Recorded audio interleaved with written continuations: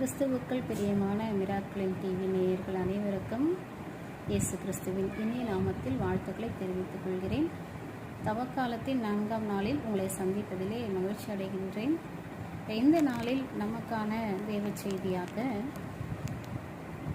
நாம் எடுத்துக்கொள்ளும் வசனம், நீங்கள் இப்பொழுதே உபவாசத்தோடும் அழுகையோடும் புலம்பலோடும் உங்கள் முழு இருதயத்தோடும் என்னிடத்தில் திரும்புங்கள் என்று கர்த்தர் சொல்லுகிறார் என்ற வசனத்தை நாம் தியானிப்போம்.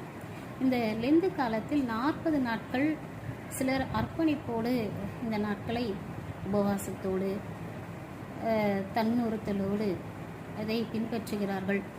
சில பேர் தாங்கள் செலவிடக்கூடிய அந்த தொகைகளை செலவு செய்யாமல் அதனை மற்றவர்களுக்கு உதவியாக செய்து இந்த காலத்தை அனுசரிக்கிறார்கள். சில பேர் எப்போது இந்த லெந்து காலம் முடியும், எந்த நல்ல நிகழ்வுகளையும் நடத்த முடியவில்லையே, எப்பொழுது ஈஸ்டர் திருநாள் வரும் என்ற எதிர்பார்ப்போடு இந்த காலத்தை அவர்கள் எதிர்நோக்கி கடந்து வருகிறார்கள்.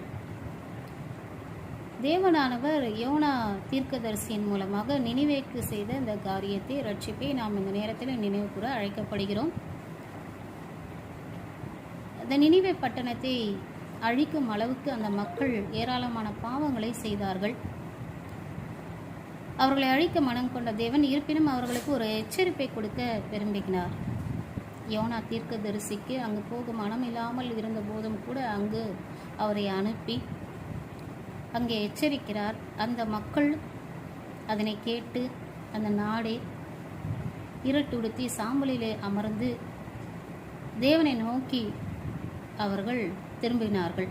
அரசனும் கூட அப்படியே திரும்புகிறான். இந்த மக்களின் கூக்குரலை தேவன் கேட்டார். அவர்களுடைய அந்த பாவங்களுக்கு தக்கதாக அவர்களை சங்கரிக்காமல் அவர்களுக்கு ஒரு ரட்சிப்பை கட்டளையிட்டார். அந்த இருட்டுடுத்தி சாம்பலிலே அமர்வது என்பது ஒரு மனம் திரும்புதலுக்கு ஏற்ற ஒரு அடையாளமாக இருக்கிறது.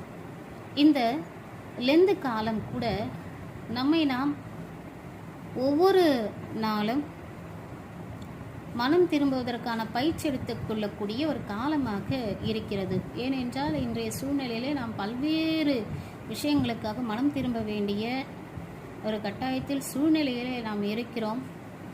உலக பிரகாரமான அதீதமான பாவங்கள் நிச்சயங்கள் நமக்கு முன்பாக இருக்கின்றன. எனவே இந்த 40 நாட்களையும் நாம் நமக்கான ஒரு பயிற்சி காலமாக எடுத்துக்கொண்டு நாம் மனம் திரும்ப வேண்டியது அவசியமாக இருக்கிறது. தேவன் நமக்கு ரட்சிப்பு அளிக்க சித்தமுள்ளவராக இருக்கிறார். எனவே எனக்குரிய அன்பு தேவ பிள்ளைகளே, இந்த லெந்து காலத்திலே நாம் மனம் திரும்புதலுக்கு ஏற்ற கனிகளை தருவதற்கு இந்த காலத்தை ஒரு பயிற்சி காலமாக எடுத்துக்கொண்டு தேவன் நம்முடைய வாழ்விலே கொண்டிருக்கக்கூடிய நோக்கம் என்ன என்பதை நாம் அறிந்து கொள்ளவும் அதற்கு நம்மை நாம் தகுதிப்படுத்திக் கொள்ளவும் தேவனை நோக்கி நாம் கெஞ்சுவோம். தேவன் நமக்கான சித்தத்தை நம்முடைய வாழ்க்கையிலே நிறைவேற்ற இடம் கொடுப்போம். ஆமீன்.